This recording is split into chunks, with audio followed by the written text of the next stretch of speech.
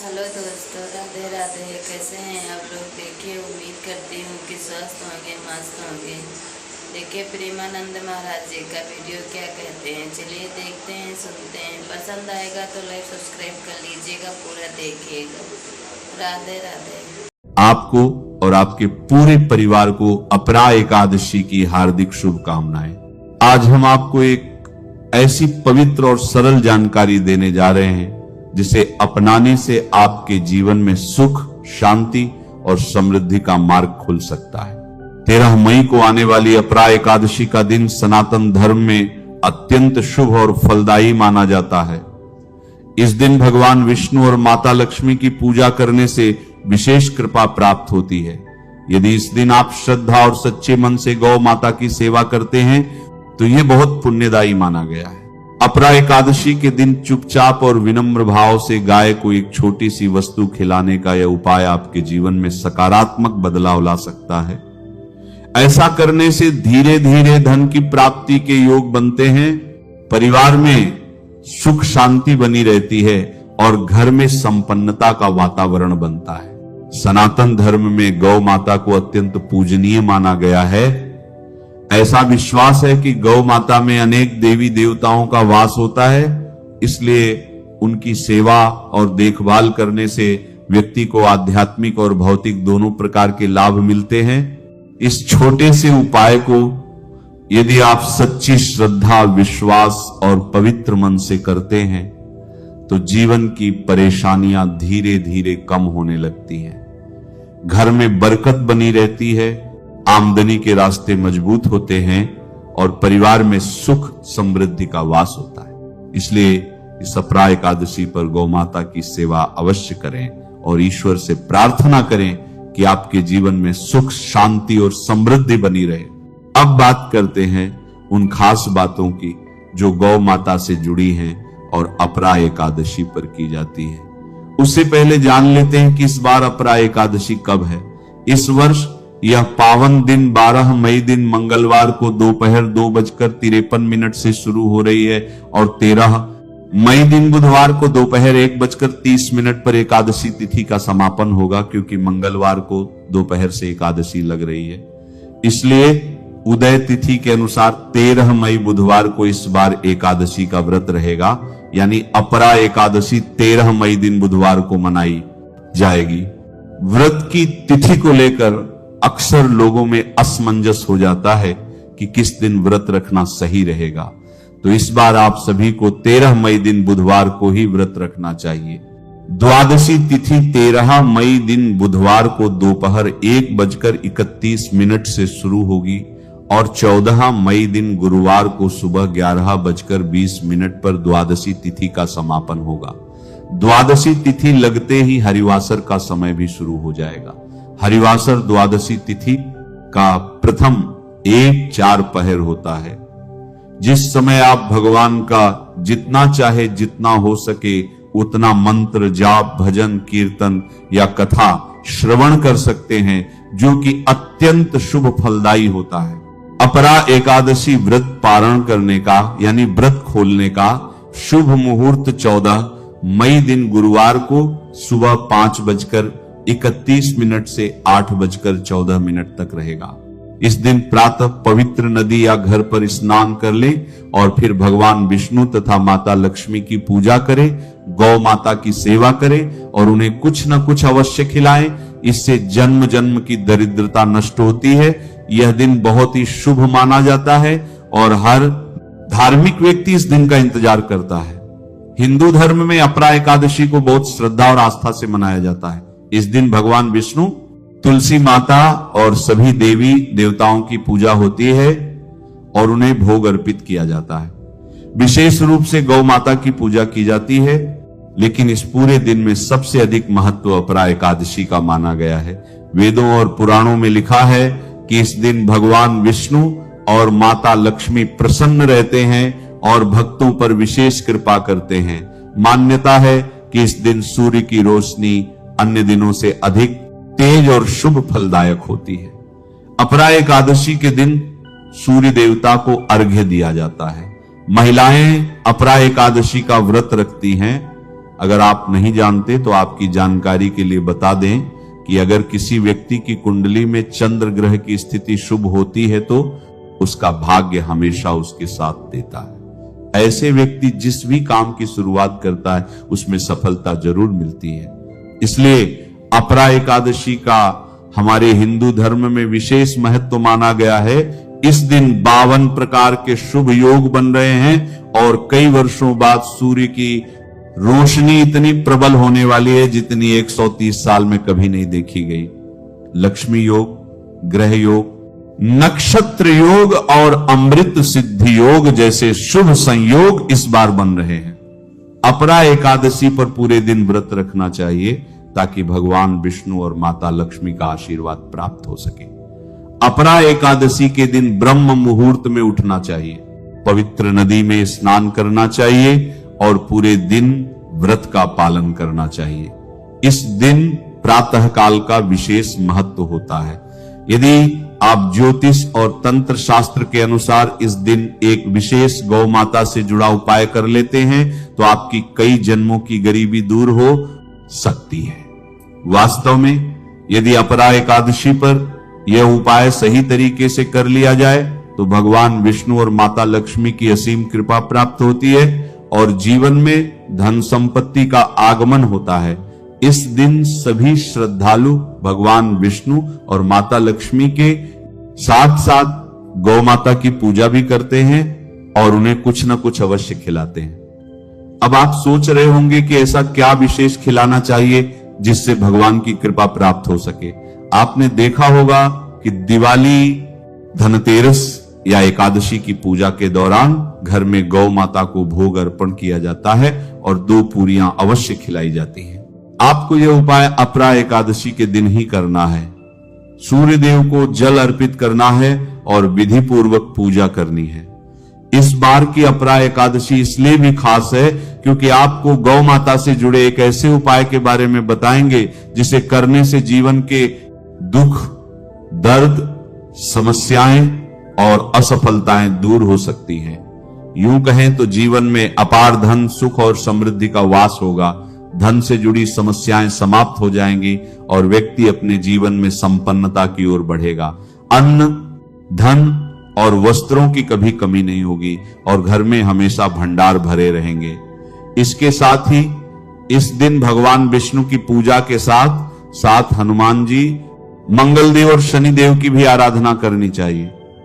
ऐसा करने से मंगल ग्रह के दोष दूर होते हैं और व्यक्ति के जीवन में धन, सुख और सफलता का आगमन होता है। समस्त मनोकामनाएं व्यक्ति की पूर्ण हो जाती हैं। गाय से जुड़ा उपाय बताने से पहले शाम के समय किया जाने वाला एक छोटा सा लेकिन असरदार उपाय जान लीजिए। आपको पीपल के पेड़ के नीचे आटे का चौमुखी दीपक बनाना है। उसमें सरसों का तेल डालें और लाल कलावे की 4 बत्तियां लगाकर दीपक को जलाएं। दीपक में 2 साबुत फूल वाले लौंग भी डाल दें। दीपक को जलाकर मन से अपनी इच्छा मांगे और वहीं छोड़ दें। इससे आपके जीवन में आश्चर्यजनक बदलाव देखने को मिलेंगे।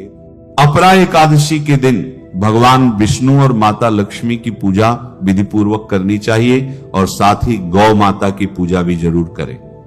उस दिन जो भी भोग पूजा के लिए बनाया गया हो उसमें से 2 पूरी गौ माता को जरूर खिलाएं।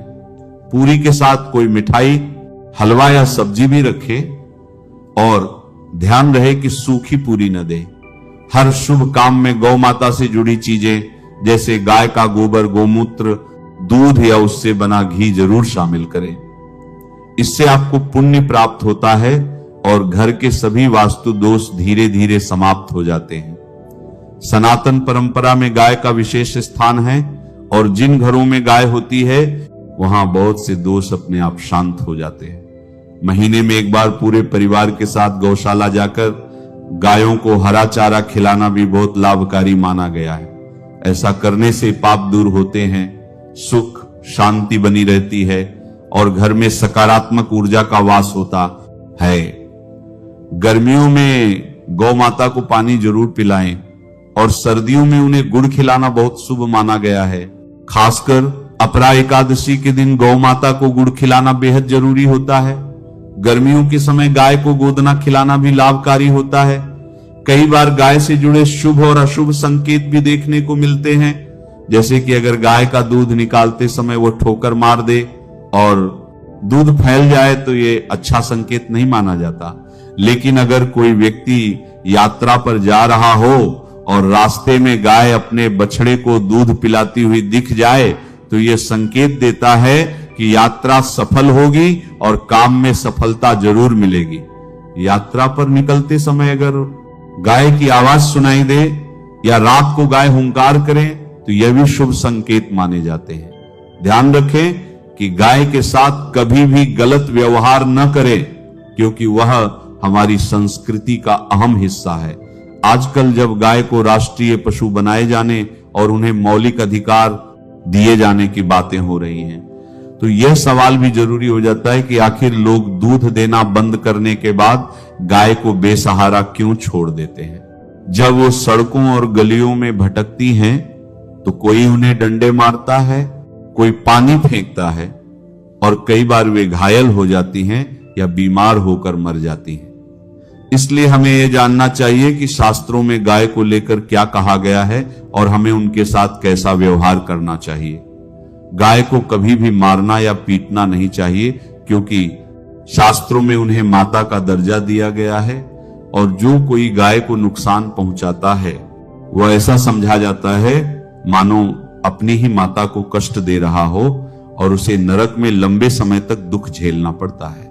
कहा जाता है कि एक बार गौतम मुनि से गलती से गाय को डंडा लग गया था, जिससे उसकी मृत्यु हो गई और इस पाप से मुक्त होने के लिए उन्होंने वर्षों तक कठोर तप किया था। इसी तरह अपरा एकादशी के दिन भगवान श्री कृष्ण ने बैल के रूप में आए वृद्ध आश्रम का वध किया था और उस पाप से मुक्त होने के लिए उन्हें सभी तीर्थों को एक कुंड में बुलाकर उसमें स्नान करना पड़ा था। इसके बाद ही वे पाप मुक्त हो पाए थे। जो लोग पानी पी रही गाय को अचानक भगा देते हैं वे बहुत बड़े पापी माने जाते हैं। लेकिन ऐसे लोगों को भी यदि वे पश्चाताप करते हैं तो अच्छे कर्मों के फलस्वरूप अगले जन्म में सुख, समृद्धि और धन, वैभव प्राप्त होता है। साथ ही आराम कर रही गाय को कष्ट देकर उठाना भी अनुचित होता है, क्योंकि शास्त्रों के अनुसार ऐसा करने से पिछले जन्म के अनजाने में किए गए पापों से मुक्ति मिल जाती है और ऐसा व्यक्ति गोलोक को प्राप्त कर सकता है। इसके अलावा गाय को डंडे से मारकर या उस पर पानी डालकर उठाने वाला व्यक्ति पाप का भागी बनता है और अगले जन्म में उसे बहुत कष्टों का सामना करना पड़ता है। शास्त्रों में कहा गया है कि जो लोग गाय की सेवा करते हैं, उन्हें खाना खिलाते हैं और उनकी अच्छे से देखभाल करते हैं, उनकी सभी इच्छाएं धीरे धीरे पूरी हो जाती हैं। गाय का दूध तभी लेना चाहिए जब बछड़ा अपना हिस्सा पी चुका हो, लेकिन कुछ लोग बछड़े के लिए बचा दूध भी निकाल लेते हैं, जो शास्त्रों में बहुत बड़ा पाप बताया गया है और ऐसा करने वालों को उसका बुरा फल भी मिलता है। साथ ही गाय या बैल की पीठ पर बैठना भी भारी दोष माना गया है, क्योंकि यह महापाप के बराबर होता है और ऐसे व्यक्ति को नरक की यातना सहनी पड़ती है।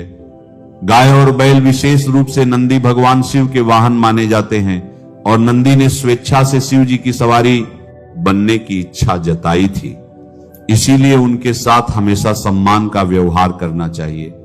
शास्त्रों में गाय के दान को भी पुण्य का कार्य बताया गया है, लेकिन कभी भी बीमार या बूढ़ी गाय का दान नहीं करना चाहिए।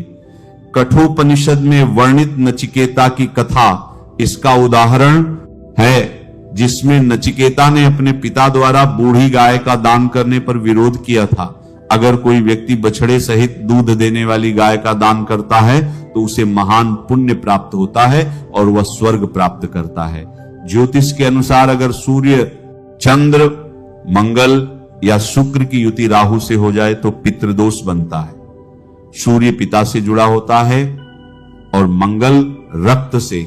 यदि सूर्य पर राहु, केतु या शनि की दृष्टि हो और मंगल राहु, केतु से जुड़ा हो तो यह दोष जीवन में संघर्ष का कारण बनता है। इस दोष से मुक्ति के लिए अपरा एकादशी के दिन या नियमित रूप से गाय को रोटी, गुड़ और हरा चारा खिलाना चाहिए। मांगलिक कार्यों में गाय या उनसे जुड़ी वस्तुएं जैसे गोबर, गोमूत्र, दूध या घी का प्रयोग करना चाहिए, जिससे पुण्य प्राप्त होता है। सनातन परंपरा के अनुसार जिस घर में गाय होती है उस घर के सभी वास्तु दोष स्वतः ही समाप्त हो जाते हैं। गाय की पीठ पर जो कूबड़ होता है वह बृहस्पति ग्रह से जुड़ा होता है। यदि कुंडली में बृहस्पति मकर राशि में नीच अवस्था में हो या अशुभ दशा में हो और यात्रा पर जाते समय सामने से गाय आती दिखे तो उसे अपनी दाहिनी ओर से गुजरने दें। इससे आपकी यात्रा सफल होती है और यह एक शुभ संकेत भी माना जाता है। यदि आप यात्रा पर जा रहे हैं और रास्ते में सामने गाय दिख जाए या वह अपने बछड़े को दूध पिलाती दिखाई दे तो यह संकेत होता है कि आपकी यात्रा सफल होने वाली है और जिस घर में गाय रहती है वहां वास्तु से जुड़ी समस्याएं अपने आप खत्म हो जाती हैं। अगर आप रोज रोटी बनाते हैं तो कोशिश करें कि ताजी रोटी बनाकर तुरंत ही गाय को खिलाएं। अगर रोटी रख दी जाए और अगले दिन दी जाए तो वो बासी मानी जाती है और शास्त्रों के अनुसार ऐसी रोटी देने से घर में नकारात्मक ऊर्जा आती है जिससे आपके कामों में रुकावटें आने लगती हैं। इसलिए रोजाना ताजी रोटी बनाएं और गाय को वहीं दें। साथ ही सड़ी गली चीजें भी कभी गाय को न खिलाएं। अक्सर लोग खराब फल या सब्जियां गाय को दे देते हैं जो कि गलत है। ऐसा करने से अच्छे फल नहीं मिलते। आप चाहें तो आटे की 11 छोटी लोइयां बनाकर उन पर हल्दी लगाएं और उन्हें मिलाकर गाय को खिलाएं। साथ ही गाय के चरण स्पर्श करें। ऐसा करने से जीवन की परेशानियां दूर होने लगती हैं और खुशहाली आती है। 7 बार गाय की परिक्रमा भी की जाए तो भी शुभ परिणाम मिलते हैं। जब भी रोटी दें तो उसमें थोड़ा घी, हल्दी या मिश्री जरूर रखें। बिल्कुल सूखी रोटी न खिलाएं। इससे गाय की कृपा बनी रहती है और जीवन में अच्छे फल मिलते हैं। कथा के बिना व्रत अधूरा माना गया है क्योंकि कथा ही वह माध्यम है जिससे हमें उस व्रत की महिमा, उसका रहस्य और उसका फल समझ में आता है। इसीलिए इस पावन अपरा एकादशी के अवसर पर पूर्ण श्रद्धा और भक्ति के साथ इस व्रत कथा का श्रवण करना अत्यंत आवश्यक है। यह केवल एक कहानी नहीं है बल्कि यह वो दिव्य मार्ग है जो हमें धर्म, भक्ति और मोक्ष की ओर ले जाता है। तो आइए मन को शांत करके भगवान का स्मरण करते हुए और सच्चे भाव के साथ इस पवित्र अपरा एकादशी व्रत कथा का आरंभ करते। ये नैमिषारण्य क्षेत्र की बात है। श्री सूत जी स्वस्थ चित्त से अपने आसन पर विराजमान थे और उस समय भगवान की अमृतमयी लीला कथाओं के रसिक, उसके रस आस्वादन में अत्यंत कुशल ऐसे शौनक आदि ऋषियों ने सूत गोस्वामी को प्रणाम करके उनसे यह प्रश्न पूछा। ऋषियों ने कहा, हे सूत जी, धर्मराज युधिष्ठिर जब मथुरा मंडल में अनिरुद्ध नंदन वज्र का और हस्तिनापुर में अपने पौत्र परीक्षित का राज्याभिषेक करके हिमालय पर चले गए, तब राजा वज्र और परीक्षित ने कैसे कैसे और कौन कौन से कार्य किए। यह सुनकर सूत गोस्वामी ने कहा, हे शौनक आदि ब्रह्मर्षियों, जब धर्मराज युधिष्ठिर इत्यादि पांडवगण स्वर्ग आरोहण के लिए हिमालय पर चले गए तब सम्राट परीक्षित एक दिन मथुरा गए। उनकी इस यात्रा का उद्देश्य इतना ही था कि वहां जाकर वे वज्रनाभ से मिलकर आए। जब वज्रनाभ को इस बात का समाचार मिला कि मेरे पिता तुल्य परीक्षित महाराज मुझसे मिलने के लिए आ रहे हैं, तब उनका हृदय प्रेम से भर गया। उन्होंने नगर से आगे बढ़कर उनकी आवभगत की, चरणों में प्रणाम किया और बड़े प्रेम से उन्हें अपने महल में ले आए। वीर परीक्षित भगवान श्री कृष्ण के परम प्रेमी भक्त थे। उनका मन सदैव आनंद घन श्री कृष्ण चंद्र में ही रमा रहता था। उन्होंने भगवान श्री कृष्ण के प्रपौत्र वज्रनाभ का बड़े प्रेम से आलिंगन किया और उसके बाद अंतःपुर में जाकर भगवान श्री कृष्ण की पत्नियों को नमस्कार किया। श्री कृष्ण पत्नियों ने भी सम्राट परीक्षित का अत्यंत सम्मान किया। जब वे आराम से बैठ गए तब उन्होंने वज्रनाभ से कहा, हे वज्रनाभ, आपके पिता और पितामहों ने मेरे पिता और पितामह को बड़े बड़े संकटों से बचाया है, मेरी रक्षा भी उन्होंने ही की है। यह सुनकर वज्रनाभ ने कहा, हे महाराज, आप मुझसे जो कुछ कह रहे हैं वह सर्वथा आपके अनुरूप है। आपके पिता ने भी मुझे धनुर्वेद की शिक्षा देकर मेरा महान उपकार किया है, इसलिए मुझे किसी बात की तनिक भी चिंता नहीं है, क्योंकि उनकी कृपा से मैं क्षत्रियोचित शूरवीरता से भली भांति संपन्न हूं। मुझे चिंता है तो मात्र एक बात की, और वो सच में बहुत बड़ी चिंता है। कृपया आप उसके संबंध में कुछ विचार कीजिए। वह चिंता यह है कि हालांकि मैं मथुरा मंडल के राज्य पर अभिषिक्त हूं, लेकिन फिर भी मैं यहां निर्जन वन में रहता हूं। मुझे इस बात का कुछ भी पता नहीं है कि यहां की प्रजा कहां चली गई, क्योंकि राज्य का सुख तो तभी है जब प्रजा वहां पर रहे। जब वज्रनाभ ने परीक्षित से यह बात कही, तब उन्होंने वज्रनाभ का संदेह दूर करने के लिए झिषी शांडिल्य को बुलाया। झिषी शांडिल्य और कोई नहीं, अपितु वही पहले नंद आदि गोपों के पुरोहित थे। परीक्षित महाराज का संदेश मिलते ही महर्षि शांडिल्य वहां आ पहुंचे। वज्रनाभ ने विधि पूर्वक उनका स्वागत सत्कार किया और वे एक ऊंचे आसन पर विराजमान हुए। उनको सांत्वना देते हुए झिषी शांडिल्य ने कहा, प्रिय परीक्षित और वज्रनाभ, मैं आप लोगों से ब्रज भूमि का एक रहस्य बताता हूं, तुम उसे ध्यान से सुनना। ब्रज शब्द का अर्थ है व्याप्ति, और व्यापक होने के कारण ही इस भूमि का नाम ब्रज पड़ा है। सत्व, रज, तम, इन तीन गुणों से अतीत जो परम ब्रह्म है वही व्यापक है, इसलिए उसे ब्रज कहते हैं। वह सदा आनंद स्वरूप, परम ज्योतिर्मय और अविनाशी है। इस पर ब्रह्म स्वरूप ब्रज धाम में नंदनंदन भगवान श्री कृष्ण का निवास स्थान है। उनका एक एक अंग सच्चिदानंद स्वरूप है, व्याप्त काम है। काम शब्द का अर्थ है कामना, अभिलाषा। ब्रज में भगवान श्री कृष्ण के वांछित पदार्थ हैं, जैसे कि गाय, ग्वाल बाल, गोपियां और उनके साथ लीला विहार इत्यादि, वे सब के सब यहां नित्य प्राप्त हैं, और इसी से श्री कृष्ण को आप्त काम कहा गया है। भगवान श्री कृष्ण की यह रहस्यमय लीला प्रकृति से परे है। वे जिस समय प्रकृति के साथ खेलने लगते हैं, उस समय दूसरे लोग भी उनकी लीला का अनुभव करते हैं। भगवान की लीला दो प्रकार की है, एक वास्तविक और दूसरी व्यवहारिक। वास्तविक लीला स्वयं संवेद्य है, उसे स्वयं भगवान और उनके रसिक भक्तजन ही जानते हैं, और जीवों के सामने जो लीला होती है वह व्यावहारिक लीला है। वास्तविक लीला के बिना व्यावहारिक लीला नहीं हो सकती, लेकिन व्यावहारिक लीला का वास्तविक लीला के राज्य में कभी प्रवेश नहीं हो सकता। तुम दोनों भगवान की जिस लीला को देख रहे हो, यह व्यावहारिक ही लीला है। यह पृथ्वी और स्वर्ग आदि लोक इसी लीला के अंतर्गत हैं। इसी पृथ्वी पर यह मथुरा मंडल है, यही वह वर भूमि है जिसमें भगवान की वह वास्तविक रहस्यमय लीला गुप्त रूप से सदैव चलती रहती है। वे कभी कभी प्रेम पूर्ण हृदय वाले रसिक भक्तों को सब ओर दिखने लगती हैं। कभी 28वें द्वापर के अंत में जब भगवान की रहस्य लीला के अधिकारी भक्तजन यहां एकत्रित होते हैं, जैसा कि इस समय भी कुछ काल पहले हुआ था, उस समय भगवान अपने अंतरंग प्रेमियों के साथ अवतार लेते हैं।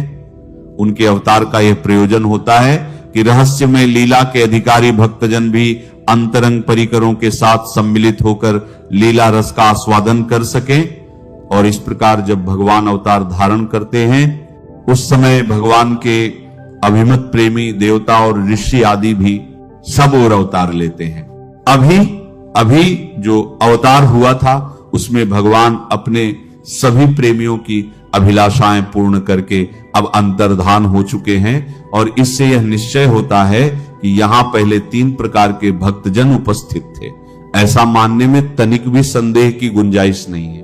उन तीनों में प्रथम तो उनकी श्रेणी है जो भगवान के नित्य अंतरंग पार्षद हैं, जिनका भगवान से कभी भी वियोग नहीं होता। दूसरे वे लोग हैं जो एकमात्र भगवान को पाने की इच्छा रखते हैं, उनकी अंतरंग लीला में अपना प्रवेश पाना चाहते हैं। और तीसरी श्रेणी में देवता आदि आते हैं।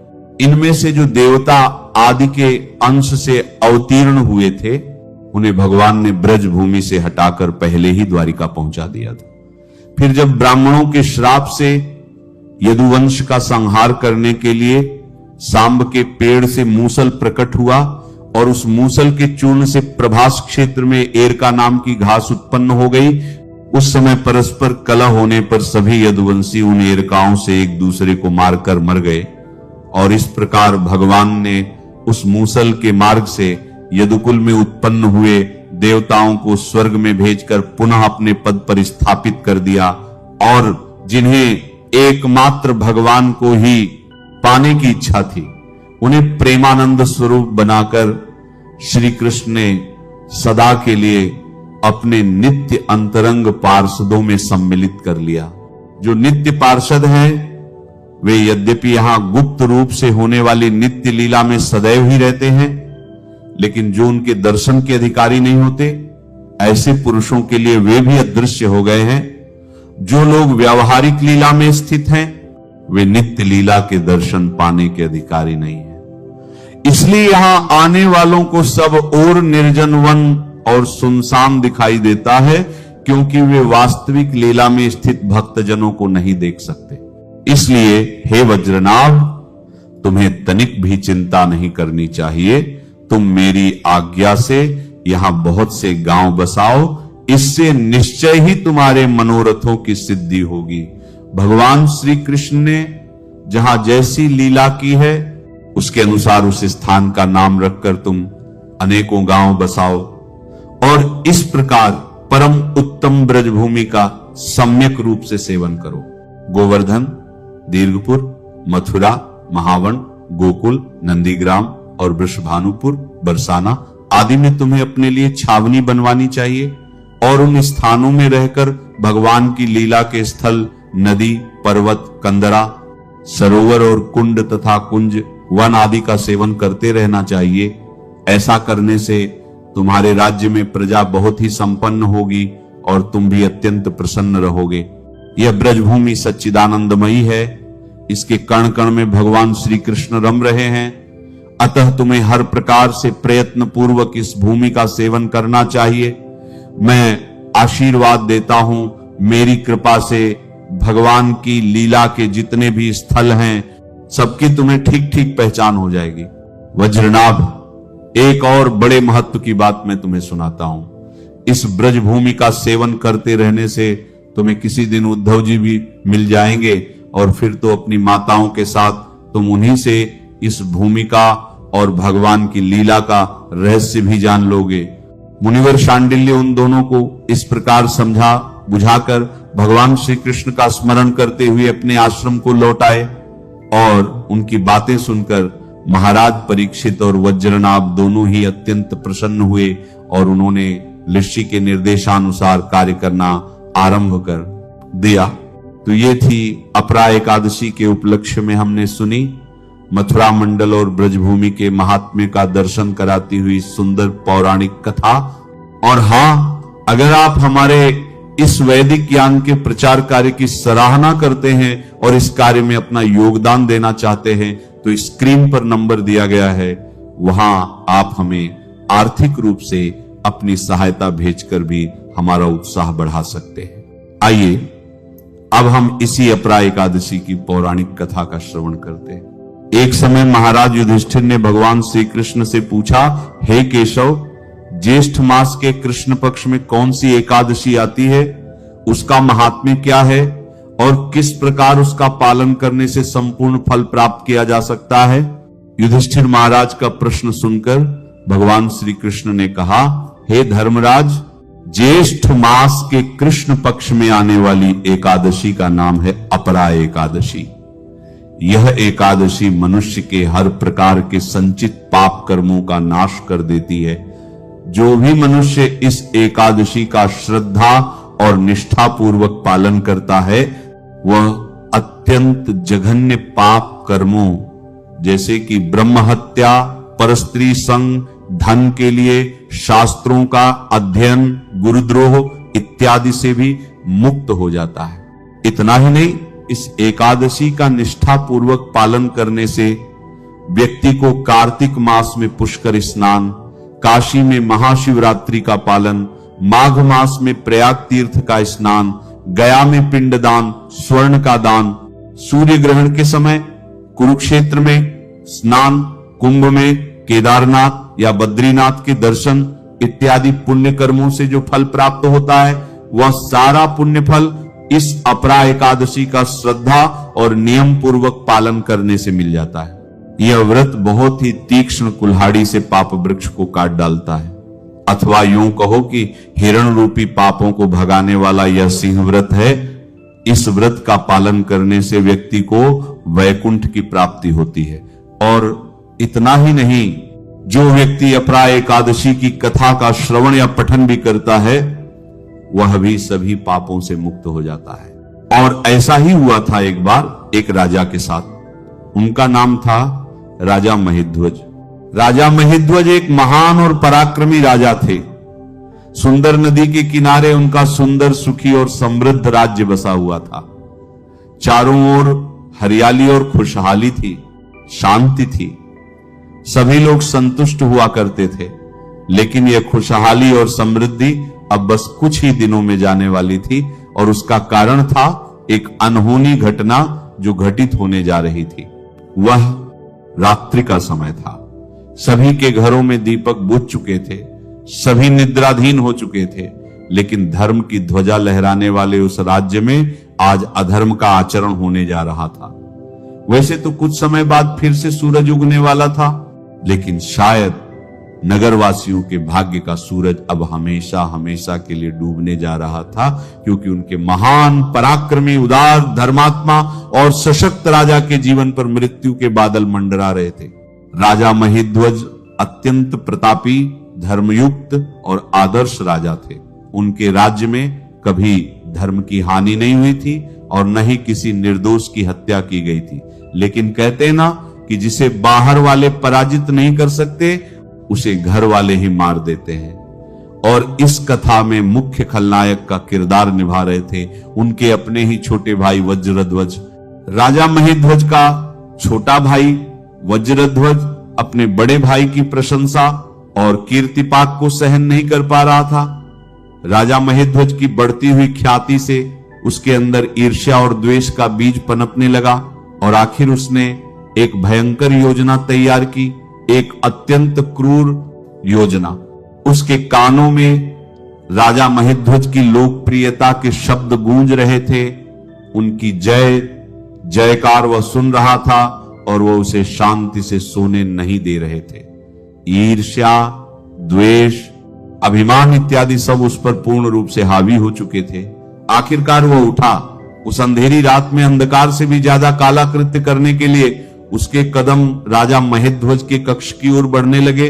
न तो उसे किसी सिपाही ने रोका, न ही उसकी अंतरात्मा की आवाज ने। आखिर उसने अपने बड़े भाई राजा महिध्वज के कक्ष में जाकर तलवार के निर्दय प्रहार से सोते हुए अपने भाई की हत्या कर दी। और इतना करके भी उसे शांति नहीं मिली, तो उसने राजा महिध्वज के शव को राज्य से बाहर एक पीपल के पेड़ के नीचे जाकर गाड़ दिया। अब देखिए, राजा महिध्वज का इसमें कोई दोष नहीं था, फिर भी इस प्रकार अकाल मृत्यु होने के कारण उन्हें अच्छी गति नहीं मिली और वे प्रेत योनि पाकर उसी पेड़ पर निवास करने लगे। काल का प्रवाह थोड़ा सा बीता और ईश्वर इच्छा से राजा महिध्वज के पुण्य के उदय से एक दिन ऐसा हुआ कि महान ऋषि धौम्य उस राज्य में उसी पीपल के पेड़ के पास से गुजरे। उन्होंने अपने तपोबल से देखा कि इतने महान राजा महिध्वज की आत्मा प्रेत योनि पाकर इस पेड़ पर रह रही थी। उदारमना दृश्य धौम्य ने इस प्रेत योनि में रहने वाले राजा महिध्वज को पेड़ से नीचे उतारा और उन्हें परलोक विद्या का ज्ञान दिया। देखिए, सत्पुरुषों की उदारता की कोई सीमा नहीं होती। उनकी करुणा का सागर सबके लिए समान होता है। ऋषि धौम्य ने भी राजा को इस प्रेत योनि से मुक्ति दिलाने के लिए अपरा एकादशी का अनुष्ठान किया और इस व्रत के पालन से उन्हें जो पुण्य फल प्राप्त हुआ वो उन्होंने राजा महिध्वज को प्रदान कर दिया। उसी पुण्य फल के परिणाम स्वरूप राजा महिध्वज को प्रेत योनि से मुक्ति मिल गई। उन्होंने कृतज्ञता व्यक्त करते हुए ऋषि को प्रणाम किया और आध्यात्मिक लोक की ओर प्रस्थान कर गए। तो ये थी आने वाली अपरा एकादशी के उपलक्ष्य में एक सुंदर पौराणिक कथा। नमः शिवाय। श्री महालक्ष्मी नमः। नमो भगवते वासुदेवाय। जय मां सरस्वती। जय श्री कृष्ण। राधे राधे।